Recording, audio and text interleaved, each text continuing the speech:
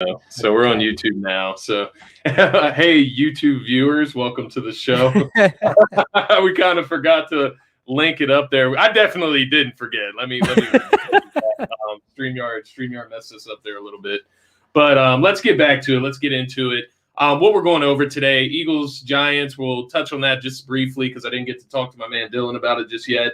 After that, we will get into just a brief overview of Washington football versus Seahawks. Just kind of run through what happened in that game. Then from there, we'll go with takeaways from week 12 and power rankings, updated power rankings. And then we will finish off with the Cowboys versus Saints preview.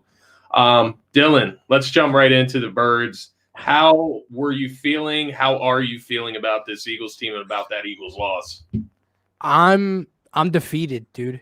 I'm defeated because I did what I said us as fans shouldn't do. I did the same thing I did with the Phillies in September, and I let them reel me in for just a second, even though I know the smart thing to do is to not buy back in for even half a second, and I did. And after being at the link and being in that atmosphere, and they lay the wood to the Saints who played tonight against Dallas, I felt good, and I felt like this team finally found their identity in the fact that they were able to run the football down teams' throats at will. Even with a banged-up offensive line, I thought this team, with the mixture of that and the way the defense had been stepping up the last few weeks, would be able to make a little bit of a run. You put 7 points on the board against the New York Giants.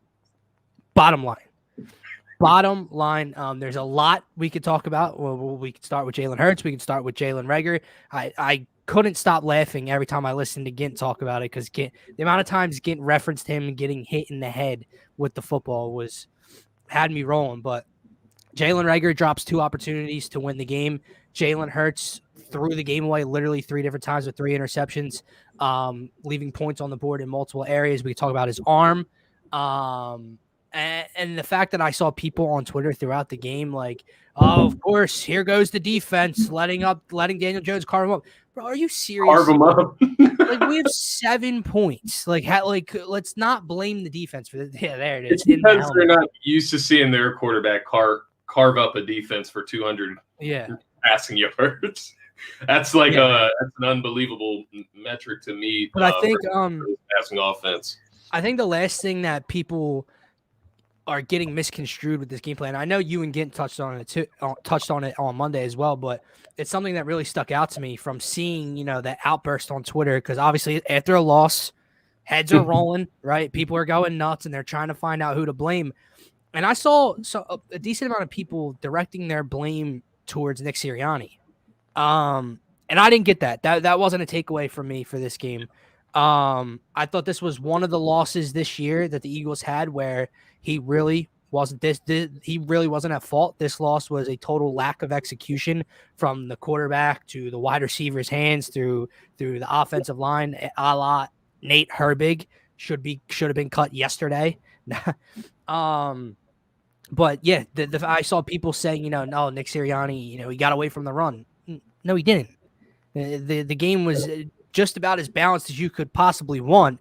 It's just the fact of the matter is when it came time for Jalen Hurts to win a game with his arm and make plays with his arm, he was unsuccessful in doing so. And that was the biggest thing that stuck out to me. And Scotty, unenthused, to say the least. Yeah, no, I get it. And, as far as Sirianni, I guess my only complaint with Sirianni was just the spread of the carries.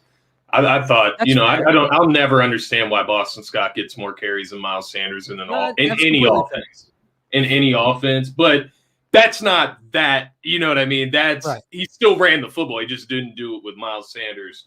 And then the target thing, but we don't know how much of that is Sirianni and how much of that is Hurts, because from what Sirianni said, Goddard and Devontae Smith were the first and second reads on those final plays of the game. So that's Jalen Hurts going away from his first and second reads there. The Jalen Hurts thing, just to touch on him, the 3 interceptions, 17.5 QBR. I mean, that's disgusting. You talk about another game under not 200 passing yards, under 150 passing yards. And it's concerning. The completion percentage under 50%. Not what you want to see. it's not even the arm talent that I was seeing on Sunday that bothered me. You know, the arm, the throwing power, the throwing accuracy that everybody talks about all the time, his footwork. It was the decision making at that point. Like the interception before the half, that's something you just don't. In the end zone? Yeah, in the end zone, you just don't throw the ball away. You're throwing to a 5'6" Boston Scott. So, like, I'll never understand the thinking there. I don't know if he just trusts his teammates too much. I'm not giving him that, but you know what I'm saying.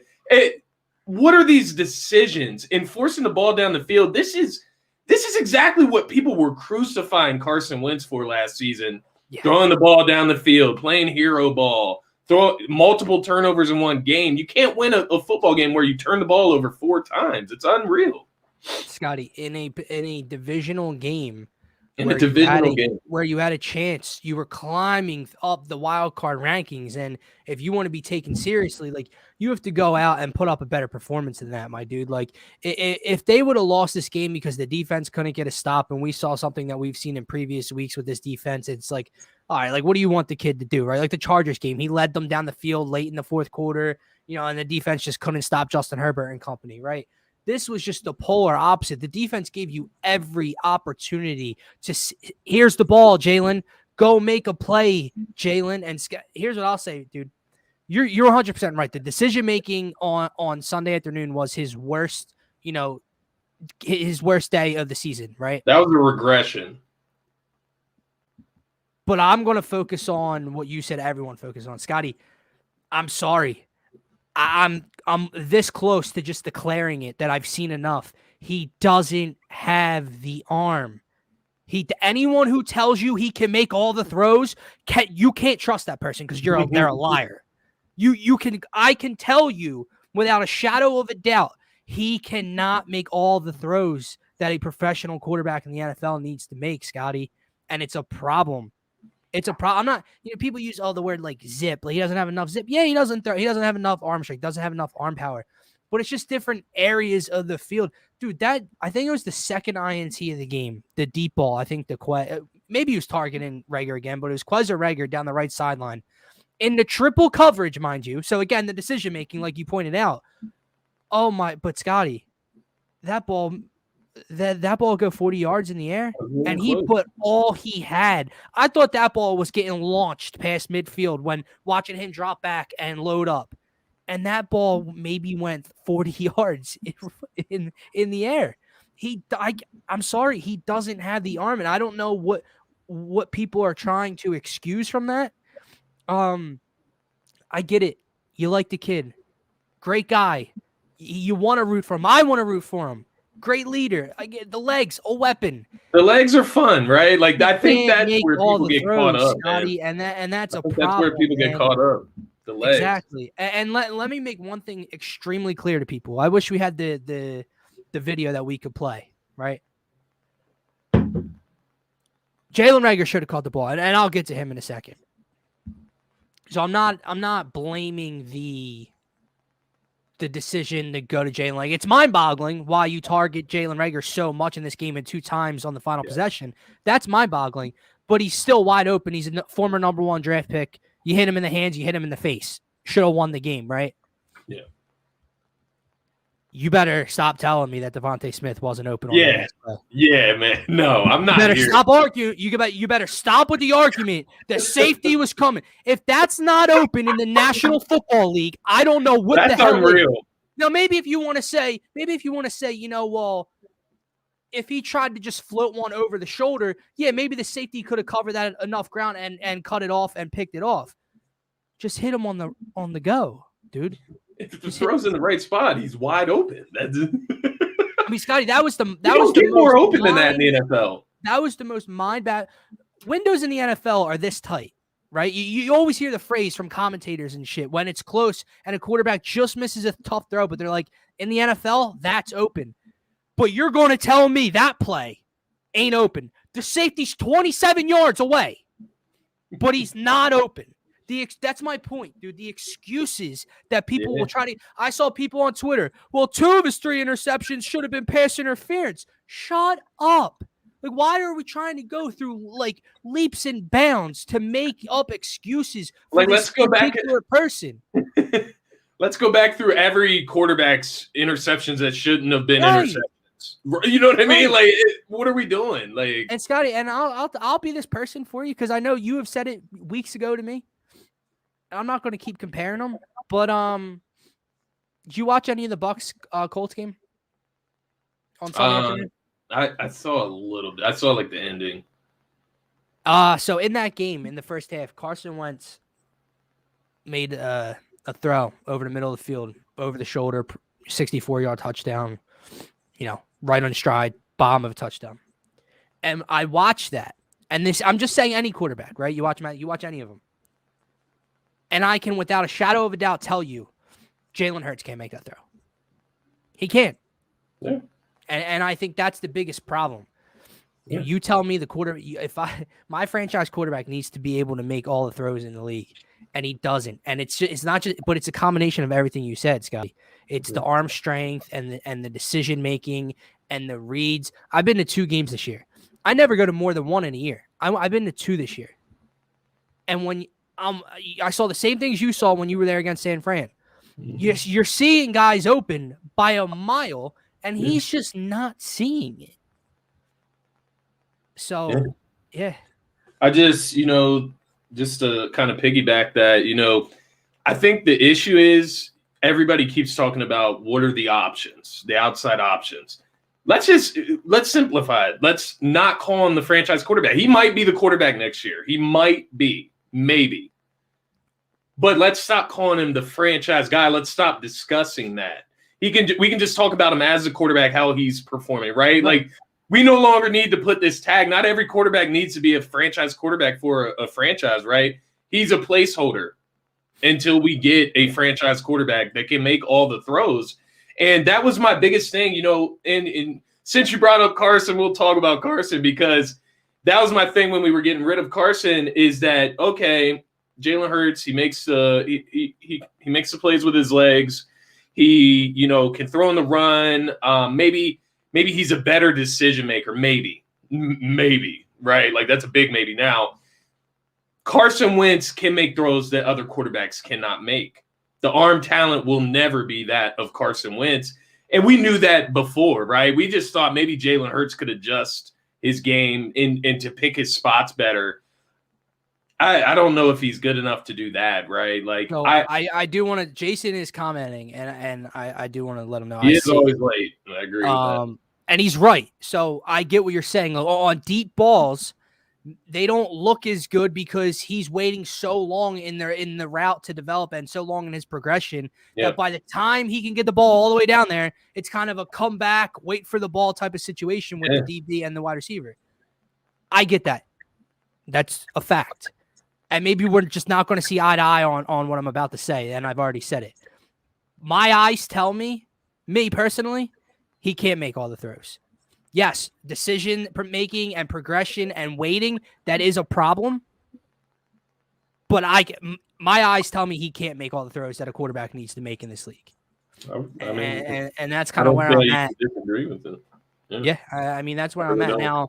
If we want to talk about the other Jalen for half a second, I mean, where do we begin, Scotty? I don't even know what to say anymore. Yeah, I mean, I guess you can't cut him, but you can't. And listen, I tweeted out as soon as it happened, cut tomorrow. Yeah, you can't. It's not a reality. He's a first-round draft pick. I've heard you, I've heard Phil, I've heard everybody talk about it. It's the truth. No former first-round draft pick from a year and a half ago is going to be cut after 2 drop passes at the end of a game. Okay? It's just the fact when you're balling shit up every week that this kid is doing in a negative way, or that he's not doing, and it ends in this. Scotty, I've seen a lot of sad finishes to Eagles games over the last couple of years with drop passes from Jay Jaw and Nelson Aguilar and a couple others, right? This game might have taken the cake. First, he got hit in the head.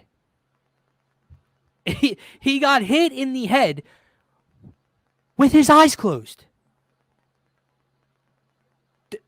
Scotty, walk me through that decision. I can't. I don't understand it. He's not supposed to play like this. Like that's not what I was deceived. I don't know. Ready? Hand, eye, coordination. You got that? That means they go together. So how are you going to catch the ball if your eyes are closed? I'll refrain from childish name calling. I'm not bullying the guy. I know we've had a very big post that people were disagreeing and agreeing with on Phil's Twitter. I'm not going to come out here and slander the dude's name, but what is the thought process there? That I'm going to close my eyes as a professional wide receiver. And yeah, he shouldn't be blamed for being a first-round pick because I've always said that. It wasn't his fault. This is Howie's mistake. I don't care if you're a first-round pick, seventh-round pick, undrafted. If you're good enough to be in the NFL, you can make that catch. And then he follows it up with the second one at the goal line with it just hitting him right in his paws. And, oh, dude. Yeah, I mean, based on what you just said there, the thought he's an afterthought. That's what it is. There's nothing to think about. It sucks that he was targeted on the last two throws. I mean, that's where I go. I wish it would have gone to Smith or Goddard or somebody more reliable. I can't even blame him for being targeted at this point. But no, he literally led the team in targets with 7. I would try something new. I would bring up Hightower. I would, maybe give J-Jaw some run out there. I would try something. Greg Ward, I know he dropped a touchdown too. He's not even reliable anymore. So it's something I brought up the other day, and everybody's just like, screw Travis Fulgham. He's not a world beater. He's not some top 10 wide receiver in the NFL, but you can't tell me that I feel like Travis Fulgham would have caught that pass. Like I do. But you just can't tell me that Travis Fulgham wouldn't have more of a contribution than Jalen Reagor has right now at this point in this season. Kin said anyone else would have caught that pass. Literally, dude. And that's the thing. And this is a joke. Listen, I'm not going to sit here and suggest that Travis Fulgham needs to be on this team, right? The same, say, the 2020 Eagles anymore. But I can tell you that I've seen more out of Travis Fulgham than I have out of Jalen Reagor, than I have out of J-Jaw. Ready for this one, Scotty?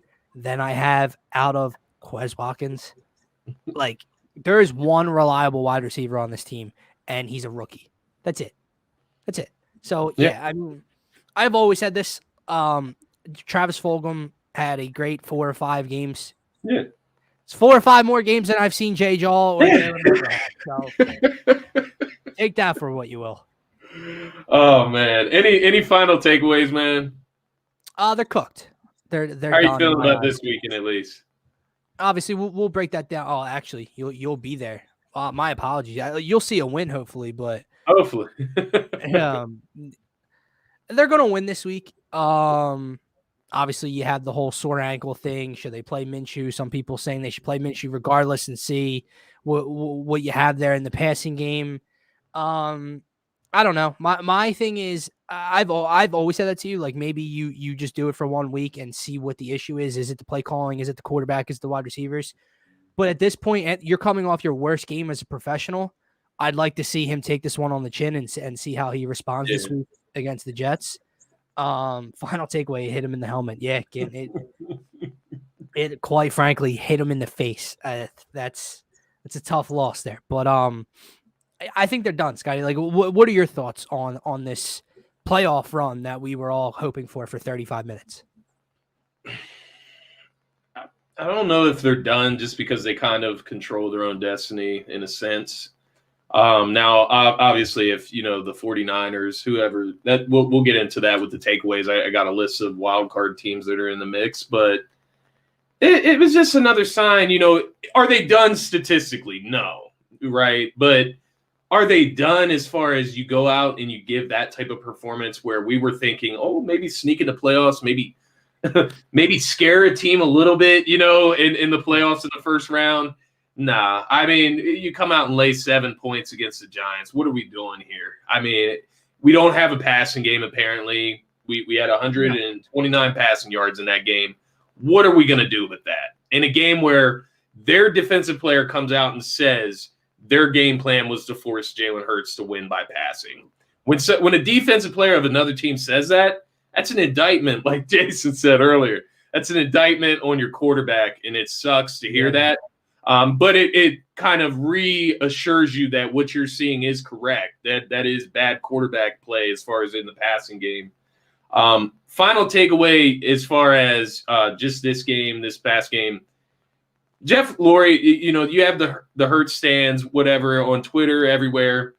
No matter what anybody says to you, no matter what statistics are pulled out of your ass, total yards from scrimmage, all this and that, true passing percentage, true accurate pass, whatever you pull out of your ass, Jeff Lurie and Howie Roseman are going to pursue. They're going to at least pursue a quarterback in the offseason.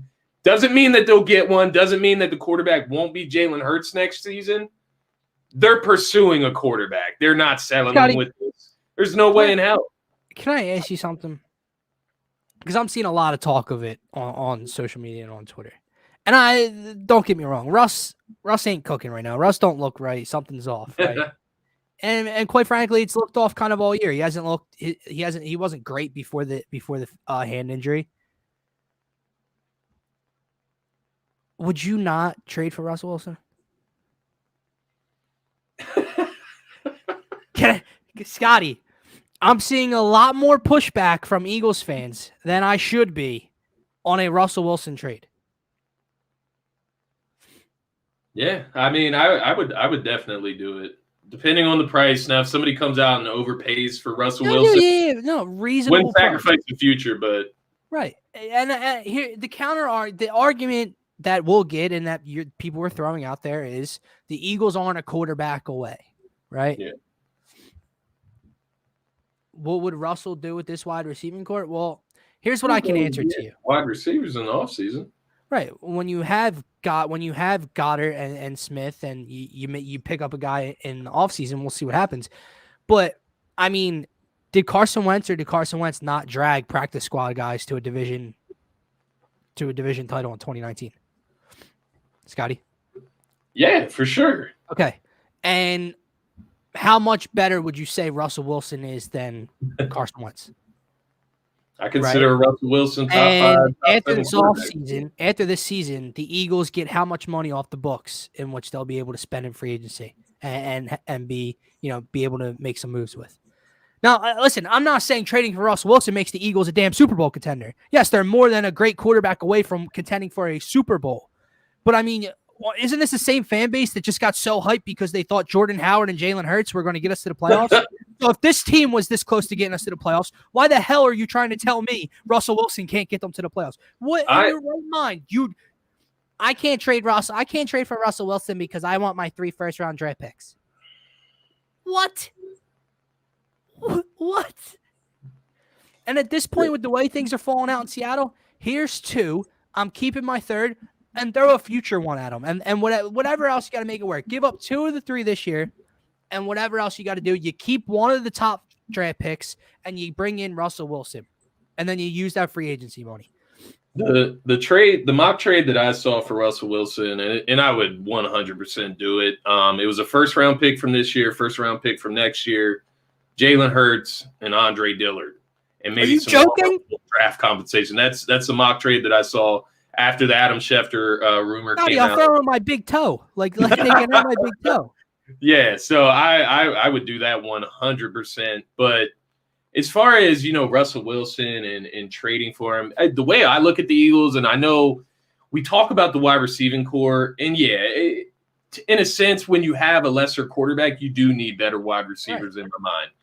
When I look at the Eagles, I look at them, that's a 100% better offensive line than what the Seahawks have. Russell Wilson has some diamonds in DK Metcalf and Tyler Lockett out there that they're not winning games with. So I don't think it comes down to that. I think it comes down to the lack of run game that they have in Seattle, the offensive line that they have in Seattle, and then that defense on the other side. So the way I'm looking at the way this team should go throughout the next offseason, regardless, building that defense up and getting some talent in it, first of all. The offensive line is already good. We'll see what happens with Kelsey. We may have to add one piece into there. But we got Landon Dickerson some great experiences this season, and we'll get guys like Isaac Seumalo back. So worst comes to worst, if Kelce, retires, whatever the case may be, that offensive line, the key pieces are still going to be there. We'll see what happens with Jason Kelce, right? You still got Devontae Smith. You still got Goddard. You got money, like you said. You can go get yourself a wide receiver in free agency. The defense has – I don't want to say it's not been it's not been bad this year. We've had terrible games in spots, but they've showed legit signs of being a sturdy defense. You just got to get maybe 2 or 3 more playmakers on that defense. You can add that through the draft. You can also add that through the free agency. I look at that team, and that is better than a Seahawks team that is over there in Seattle right now. That's better than what the Seahawks have shown Russell Wilson in recent years. And I get why Adam Schefter said Russell Wilson would waive his no-trade clause, because it makes a ton of sense. It really does. So whatever. If you disagree, I get it. I'm not opposed to having Jalen Hurts next year, because if we can't get the quarterback that we want, then I don't want us to just go swinging. That's the way I look at it as well. I'd rather wait and see if we can get something the next year. But, here's my thing, Scotty. Wilson or Jalen Hurts. I am on the side. I am on the side of Jalen Hurts is not going to be here in my future. And what would you rather solve first? The quarterback position or X, Y, and Z around the roster, right? Now, you're right. Like Jason's saying, that they're not just one player away from being Super Bowl contenders. We all recognize that. Yeah. You have Russell Wilson, it makes it a hell of a lot easier to fill out the rest of that roster. So let me ask you this. Would you rather have Russell Wilson and some holes on the defense, or would you rather have Jalen Hurts and 3 rookie defensive players that we're hoping pan out, right? Again, you're right. At this point, I probably wouldn't trade all 3 first-round draft picks this year. I'd trade 2 of them. Because think about it. You have 2 of them via former trades. They're not yours. They're assets that you acquired to do something like this. Guys like Russell Wilson, Scotty, quarterbacks like Russell Wilson, when the Deshaun Watson rumors were going around, and obviously the off the field stuff that's regarded, and he's out of the equation now. But okay, yeah, but Jason, 3 rookie defenders aren't coming in here and winning this team a championship, and quarterbacks like Jalen. What? All right, side conversation. The Eagles defense wins championships. That would have to be about 4 or 5 years from now. The Eagles defense wouldn't be adding 3 defenders in the draft, and then they'd be Super Bowl contenders. Quarterbacks like this don't become available very often, Scotty. And when you have a chance when you've acquired these assets, it's time to cash them in at some point. And if Russell Wilson is out there on the table this year, he's 33 years old, right? His market's probably a little low, because his price is probably a little low because of what's going on in Seattle and his play. You go and you cash in, and you figure out the rest after. You act and ask questions second. That's what you do. Yeah, I think it's as simple as that. I'm not saying don't fix the defense. What I'm saying is you don't ignore a Russell Wilson trade because you needed a stud defensive end. What's going to win you Super Bowl first? Russell Wilson, defensive end. We're not going to see eye to eye on this one. No, I think it's pretty simple. I mean, Russell Wilson is considerably better. People say he's cooked. 20 for 31, 247 yards, 2 TDs. He's not playing well right now. Trust me, he does. I mean, that's not a bad game, Dylan. That's not a bad game. 247 yards. He's 20 out of 31 compared to 14 out of 31. 2 TDs, 0 interceptions. He didn't turn the ball over. They don't have anything else. They had 34 rushing yards total in this game against Washington football team. They have nothing else in Seattle, so everybody's calling him cooked. Whatever. You can think that if you want. Go ahead and drop that trade value. Yeah, drop it down like they did for Ben Simmons. We can call him cooked, sure. Sure, let's do that. But since we're on Russell Wilson, since we're talking about the Seahawks a little bit here, any thoughts on the Monday Night Football game, Washington football team specifically, getting in the playoffs, any positive signs from Washington football team over their last couple wins? Positive signs for Washington football team. No, I don't. Do you think they can make the playoffs? Mainly because I'm just not a Taylor Heineke guy. I can't stand it. I can't stand watching it. But But Ron Rivera has that defense still playing at a high level, even without Chase Young and missing some guys. I feel like I think Ron's starting to run the ball a little bit more in the latter part of the season with Antonio Gibson. If he relied more on Gibson and McKissick, I think that offense would be a lot better. They just got Logan Thomas back, Terry McLaurin's stud. Will they make the playoffs? Right now, they're in the 7th seed. I believe Minnesota, Atlanta, and New Orleans are behind them. They could. I'd have to look at their remaining schedule. But as far as have I seen anything out of Washington? No. Now, will they beat the Eagles? Probably. Yeah. So I saw a question up here, so I was looking up to see who Lamar and play. So it looks like the Chargers play the Bengals and the Ravens play the Steelers. I'd go Lamar, bro. Yeah, I think I'll go Lamar. Justin Herbert's struggling. I have him in one of my leagues. Struggling. He is struggling. Yeah, I would go Lamar. He's at least got his legs. Yeah, facts. All right. But, the Washington football team, you're right. I mean, they're in the 7th seed right now. They've got, some decent wins. They did lose Chase Young. Seems like they're starting to run the ball a little bit more. Maybe they're getting a case of what the Eagles did, and they're trying to follow that lead, running the football with Gibson. Quality back, but I don't know. I think that Chase Young injury will catch up to their defense eventually. And ultimately, the Eagles, can they beat the Washington football team? We'll see. We'll see. But that is one thing. The Washington football team and the Eagles control their own destiny as far as that, because they play each other twice. So very true. We'll definitely see how that plays out. Takeaways from week 12. Let's talk about the entire week of action. Do you want to go first? I got 3 takeaways, so I can go through them quickly, or if you want to go first. I'll just throw one at you. Gotcha. And I'll say it 3 times. Frauds, frauds, frauds. It's what I'm finding out in the latter part of this season, Scotty.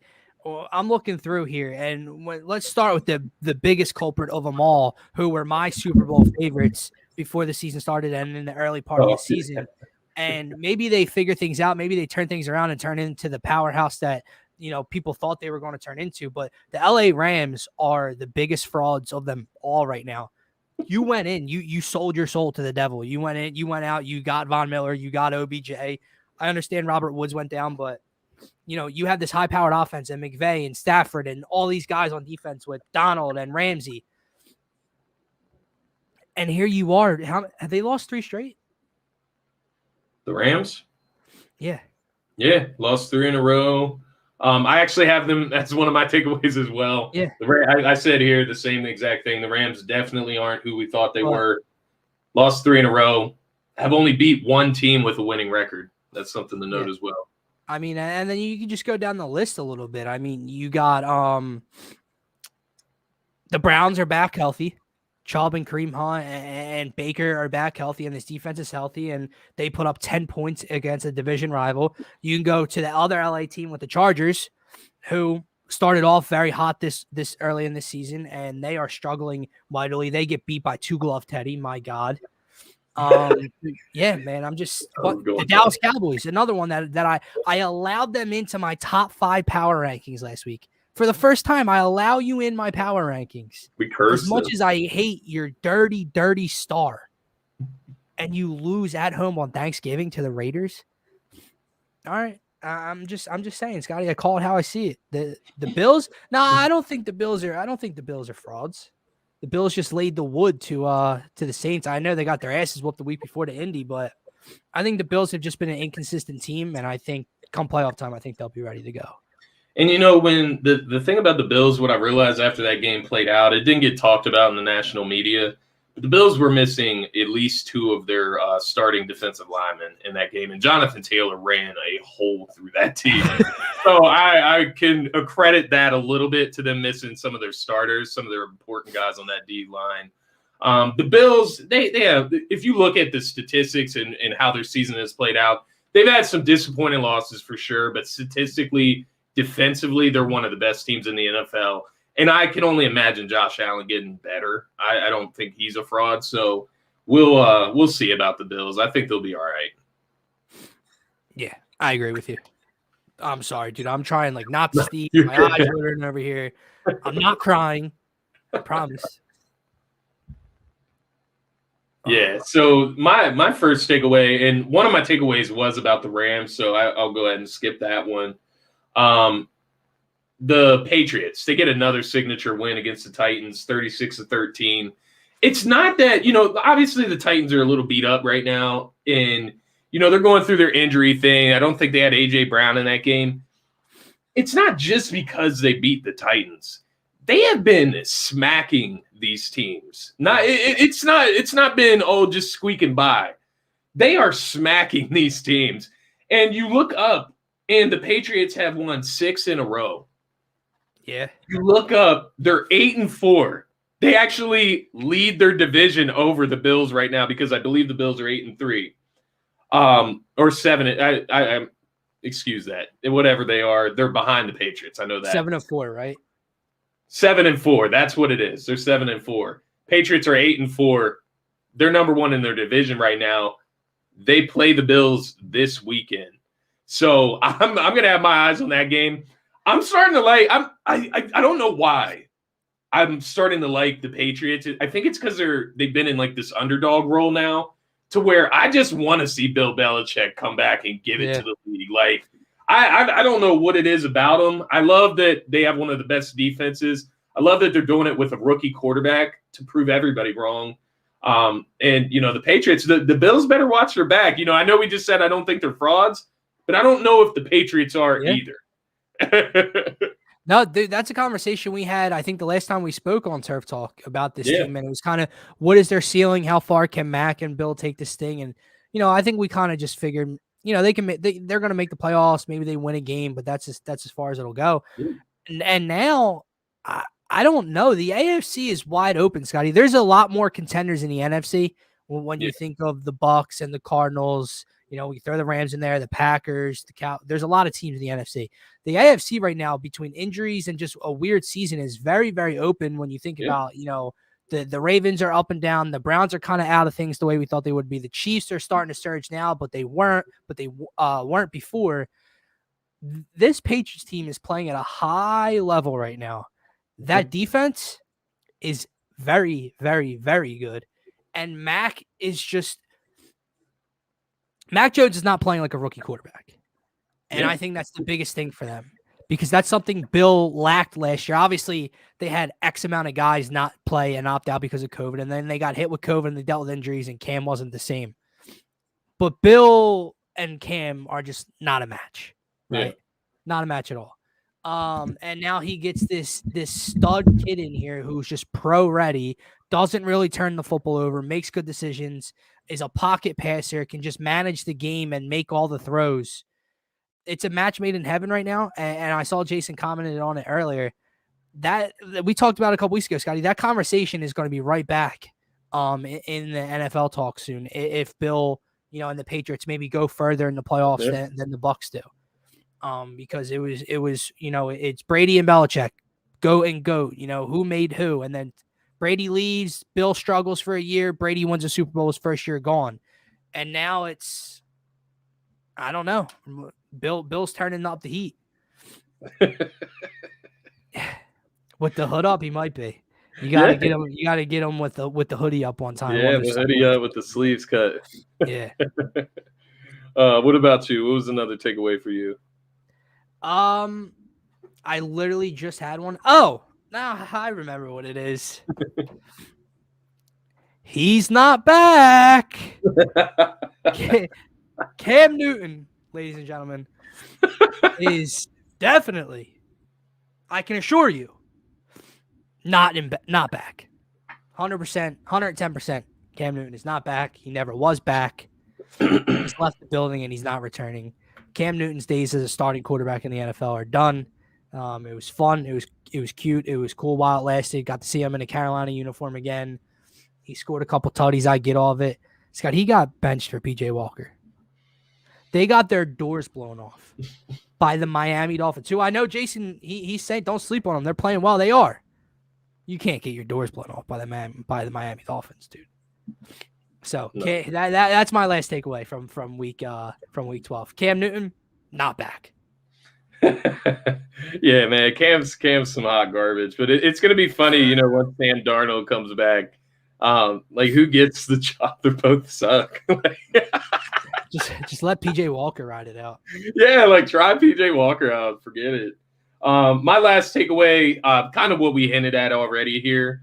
You touched on it with the Rams a little bit, or I should say the Patriots a little bit, but just looking at the wild card situation in both conferences, it's actually pretty wild. The teams that are in the conversation for the wild card. So you look at the NFC, we got San Francisco at 6-5, Washington football team at 5-6. So those are your 6 and 7s that you mentioned there. Minnesota 5-6, Atlanta 5-6, New Orleans 5-6, Philly 5-7, Carolina 5-7. It's going to be interesting to see which of those teams fall out of contention right there. You go to the AFC. You got the LA Chargers 6-5, Las Vegas 6-5, Denver 6-5. Three teams from the same division there.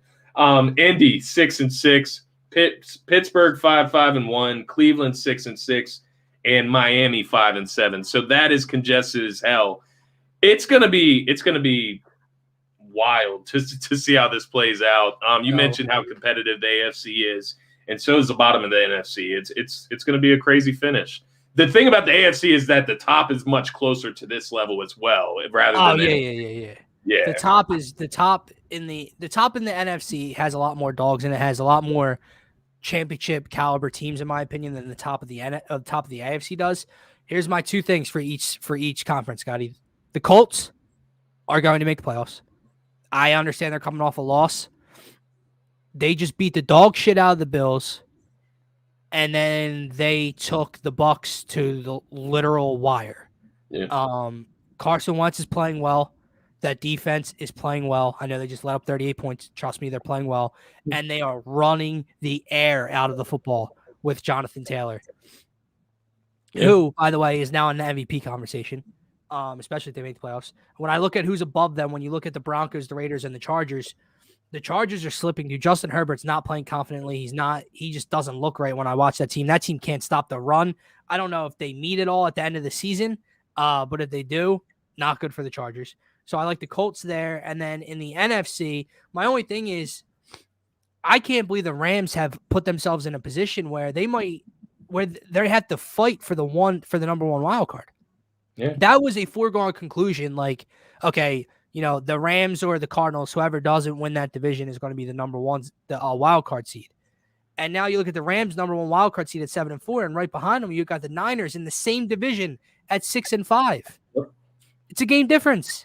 So the fact that LA has put themselves in a position to not only not win their division, but not even be the number one wild card team is crazy to me. And the thing is, what's going to come back to bite them, and they do have a chance that they could write it. The 49ers always smack the Rams when they play. Yeah. And they got one more matchup. They already beat them the first time, which I think made 5 or 6 in a row for 49ers over the Rams. They get them again, I'm sure, somewhere throughout the rest of this schedule. They're going to have to face their fear. and Sean McVay is going to have to beat Kyle Shanahan, right? Like, if he's this great coach, we got to finally see it. If Matthew Stafford is this guy, we got to see it. But yeah, they're looking to be, big frauds. Maybe they'll surprise us. Maybe this is kind of their struggle before they get to the good stuff. But we will have to wait and see for that. Yeah. Let's get to the power rankings here. How do you want to do this? Do you want to do one at a time, or do you want to go like through your list and my list? Whatever you want to do here. Well, considering I can't really see out of my right eye, we're just going to run through these and then we'll see what happens. Got you. Here are my top 5 updated power rankings. Again, the bottom of this list was kind of a struggle to wean out who should be in and who shouldn't be. Number 1, I got the Green Bay Packers. They continue to play dominant football, get the big win over the Rams last Sunday, obviously, as we were just talking about. Number 2, I have the Cardinals. They're starting to get healthy again. Kyler's coming back. D-Hop's coming back, and they still have kept themselves. Are they still 9-2? Yeah. They're still 9-2, and they've missed their quarterback and number 1 wide receiver for the last 2 or 3 games. So that's astounding to me. Number 3, maybe a little bit of reach. Maybe I should drop them down a bit, but coming off that big win on Thanksgiving night, I do have the Bills. Scotty, like they've been a little inconsistent. They've been up and down, but when they're fully healthy and they're fully together, they're very balanced on both sides of the ball. Yeah. And I do trust in Josh Allen and Stephon Diggs. Number 4, I had the defending champs and I had the Bucs. Probably maybe the best all-around team in the NFL with just star-studded power on both sides. So very easily they could be number 1, but I have them at 4 just because of the way the last few weeks have gone. And then at number 5, coming off a bye week, who do I got, Scotty? Bye week. Like this week, or they were on bye last week? They were on a bye last week. Kansas City. Yep. I got the Kansas City Chiefs at number 5 on this list. They are on a surge right now. They're off a nice win against the Dallas Cowboys right before their bye. Andy Reid out of the bye. This team is heating up at the right time. We talked about it on last Turf Talks episode. Did we count them out? Did we discredit them? Did we disregard them too early? I think we did, and I think you're going to start to see why very soon. Yeah, I think that's very fair. Yeah, the Chiefs are looking good. And maybe I slept on them because they were on a bye week, but let me go ahead and just start mine. First of all, I got the same top 2 as you. I got Green Bay, 9-3 at number 1. So 9-3 on the season, wins over the Rams, Arizona, Cincy, 49ers, Washington football team. Pretty good wins there, coming off 36-28 win over the Rams. So Green Bay is my solidified number 1.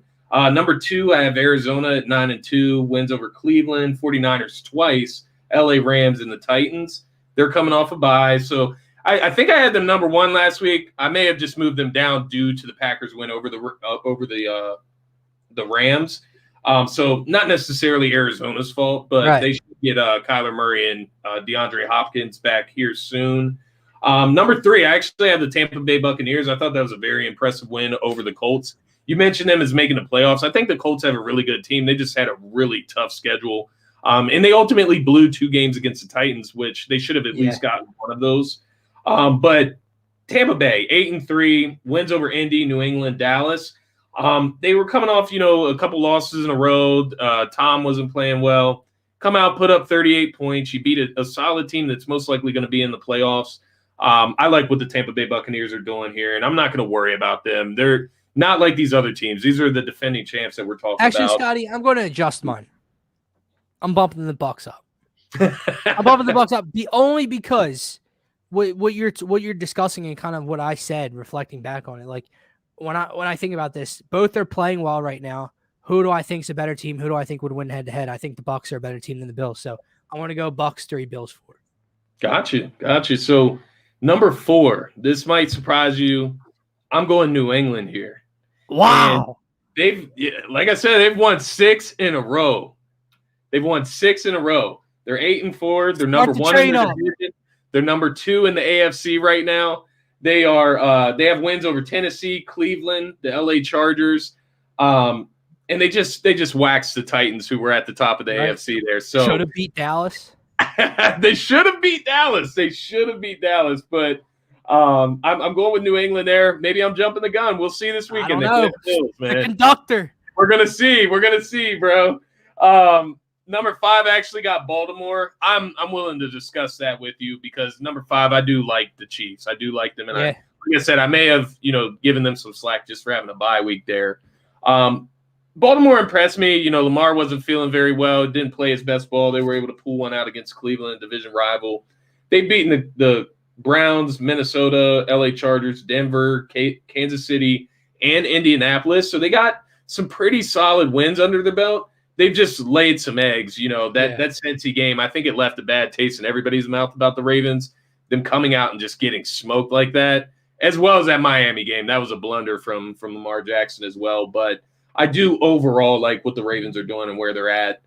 That's what I got for my power rankings. We got a question and it's dawning on me, Scotty. Interesting. I know. I'm trying to figure out. Once I saw it, I'm like, who is my top 5 right now? Who's my top 5 this season? Like in order? I can't give an order. That's too tough right now. On the spot, it's been Brady, such spotty quarterback play. Brady, Rodgers, Kyler. That's 3.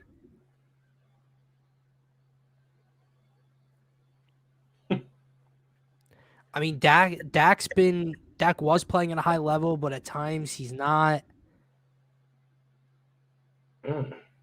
Barrow's been playing at a high level.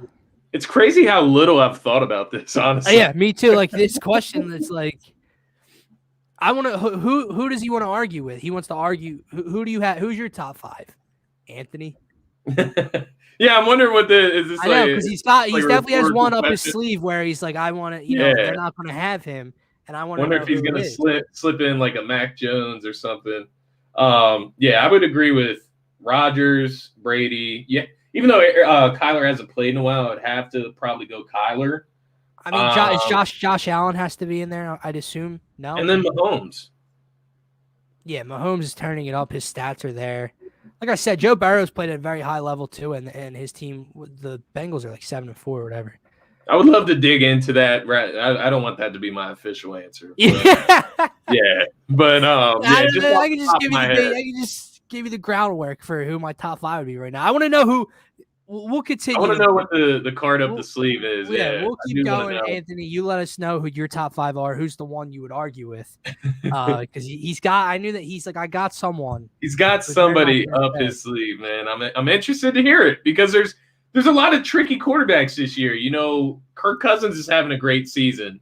Don't start. He is, man. I know statistically he is having a good season. Who else? There's some. Carson Wentz is having a great season. Who else? I was just thinking of somebody. Derek Carr's had an all right season. Derek Carr was on fire, and then he was on fire. He's still up at the top of the league with passing yards. I got a feeling Anthony's not going to get back to us, and that's a shame. Yeah, let's move on. Let's finish up here. Quick overview of the Cowboys and Saints matchup tonight. Taysom Hill starts. Kamara is out. I do think Mark Ingram is in, so that is good for the Saints. CeeDee Lamb and Amari Cooper are back for the Cowboys. There was rumors over the week about Zeke and Tony Pollard, how that's going to be split. I've heard a bunch of different things. Some have said that they're going to lay off of Zeke. Some have said that they're going to just they're going to give a ton of work to Zeke. So we'll see how that plays out. Pollard was looking pretty explosive on Thanksgiving Day, man. He looks like a pretty good running back. I'm not going to lie. Cowboys have lost 3 out of their last 4. They're trying to avoid a 3 in a row here. So how are you feeling? Oh, we got one. That's who he's got. Mac Jones. He's trying to throw Mac in there. I see okay. you. I mean, statistically, I can't argue with that. Like, can't argue with it. You can't I'd say outside of that, Rodgers, Kyler, Brady, Mahomes. Kind of where we were at, Scotty. I would agree with that. I would agree with that. See you. Like, I can't argue Mac. I would agree with know. I got to know if Ant's a Patriots fan or not. Right. Like, why bring it up? Yeah. You a Patriots fan? Yeah. You a Pats fan? No, but Dylan, thoughts on the game tonight? What are you expecting it, or what do you want to see in this game? I guess I could ask. He thought. Yeah, I mean, I mentioned Dak for a second. If Dak would have stayed on the pace he was playing at earlier in the year, he's had a little bit of a slump. Thrown him in there, but he's been slumping, and he's coming off, I think, his worst performance of the season or something on Thanksgiving. So, yeah, Dak. Well, actually, he turned it up. The Chiefs game was a really bad performance. Excuse me. Yeah. But yeah, no, I don't have him in there right now. Shout out to Vin, who's always in my DMs and mentions who. I wish I would have taken those bets at this point, but Derek Carr. All right, hey, you can't argue that. I mean, you see my background. I mean, I'm not going to fight you on it. That's your opinion, and we'll blast your opinion loud and proud. And probably said, I mean, not the Eagles fan. Not the Eagles fan is saying this, just so everyone knows. But as far as tonight goes, Scotty, I'm not looking for anything. I don't think it. If the Saints beat Dallas, I think it just says more about Dallas being, coming up on that second half season choke that we're always used to seeing. More so than it would say the Saints, Taysom Hill should be the starter going forward, and the Saints are going to make the playoffs or whatever. But if I'm looking at it from the Dallas Cowboys point of view, it's okay, we've had a couple letdowns in the last couple of weeks. Yeah. We had a stranglehold on the division. I think they were 7-1 or 6-1, one or the other. And then since then they've lost to the Denver Broncos, the Kansas City Chiefs, and now the Las Vegas Raiders. They've lost 3 of their last 4? 3 of their last 4, yeah. Yeah, so they're on a downward trend right now. If I'm the Dallas Cowboys, they're on the road. It's in New Orleans. I'm looking for a pick me up here. You get your 2 wide receivers back.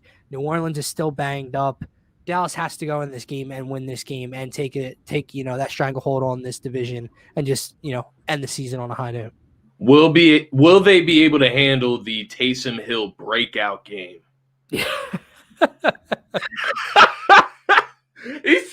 Saints will just throw anybody at quarterback. I tell you, man.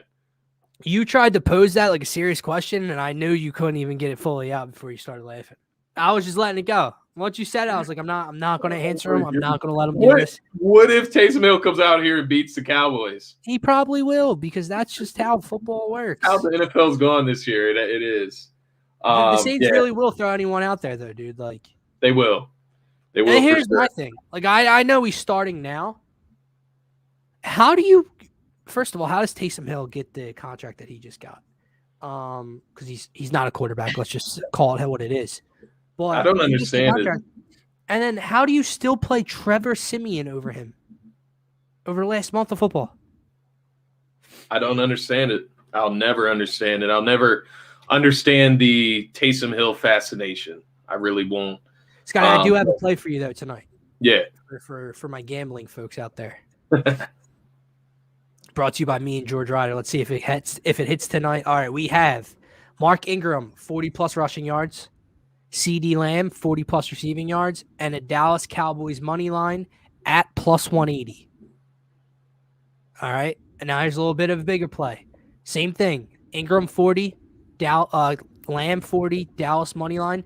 Anytime touchdown score, Dalton Schultz +614. Okay. Those are the 2 plays I have in tonight's game, and that's all I care about in tonight's game. I don't care. The Cowboys losing, the Cowboys losing actually hurts me financially tonight. So how about we don't do that, boys, tonight? Normally, it's a little bit icing on the cake for the Cowboys to lose. I have no interest. It's not like the Cowboys need to lose because the Eagles are a game and a half out of first place, and when we play them, it could be Eagles aren't beating out the Cowboys for this division. There's no shot. So Cowboys, go have yourselves a night. He'll go and rush for 100 yards. Listen, man, we are here every Thursday at 6 p.m. and we are here every Sunday at 10 a.m. getting you ready for football. You got to tune in more because this is is good stuff here. I love the Dallas hate. I do too. I can get with that. And it's nice because we're 2 Eagles fans, so if we're hosting a show, I got to kind of be a little more level-headed than I'd like to be about the Dallas Cowboys, and having just seeing those comments on the side is making my night a little bit better, Scotty. Yeah, I need a big night from CeeDee Lamb. I'm hoping he can have an explosion. I'm 8-4 in my dynasty league, so I'm trying to go for it. I'm trying to go for it this season. I think I may have said this last week, but I don't know if I told you. Traded Alvin Kamara for DeAndre Swift and Chase Claypool. DeAndre Swift goes and injures his fucking shoulder, dude. I'm not mad at it. Kamara's still not playing. Hopefully DeAndre Swift isn't out too long. The other one that I made was Devontae Smith in a first-round pick for Tyreek Hill, Miles Sanders in a third-round pick. That's a great trade. For me, yeah. Yeah. So I got Tyreek Hill, CeeDee Lamb. I think I actually have to start Miles Sanders this week because Swift is out, and then I got James Robinson as my other running back. But trying to get this W, man, I need a big outing from CeeDee Lamb. Yeah. I got lucky last week because this man DK Metcalf had 2 points on Monday Night Football. Yeah. So since we probably won't be live Sunday because you'll be at the game. Yeah. I'm 9-3 in my one league.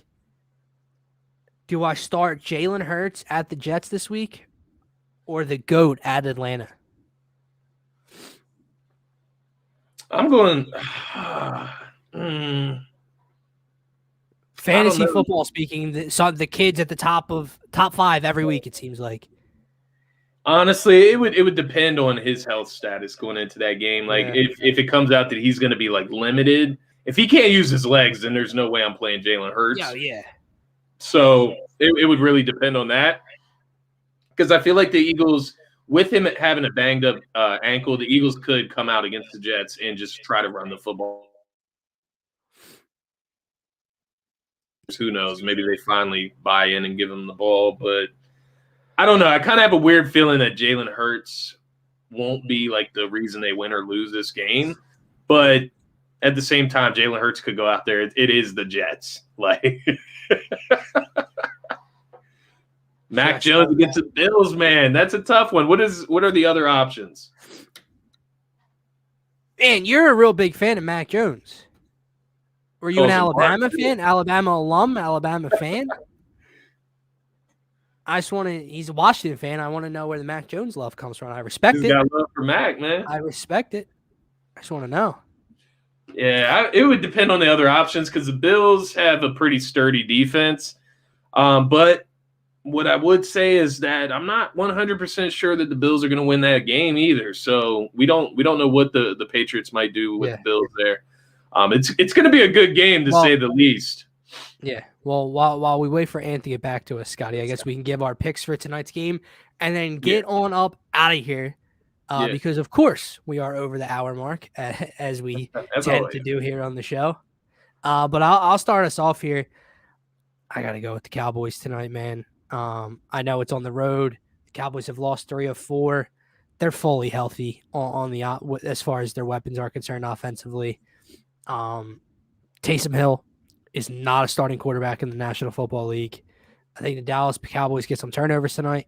I'm going to say Cowboys win 27, Saints 21. Okay. Yeah. I very generic score. I think, I think the Cowboys, they have to win this game. From their perspective, I think they need to win this game.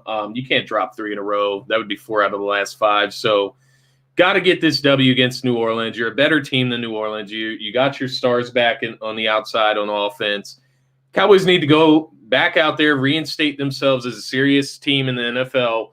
If they want to be that, right? Like if they do want to be a serious team here, they need to go 8-4 after this week against this New Orleans team that just doesn't have it. They don't have the weapons. You can put Taysom Hill at the quarterback.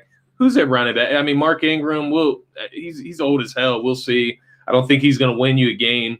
Whoever the hell they have at wide receiver, Deontay Harris, this and that, Callaway. Yeah, I mean, these guys are spotty. They got to add some talent there in the offseason. But definitely going to Cowboys. I'm going to say 31-20. 11-point spread. I think the Cowboys offense plays well tonight with those guys back. I like it. I don't think Anthony's going to get back to us. No. Sorry, and I got to get the hell out of here.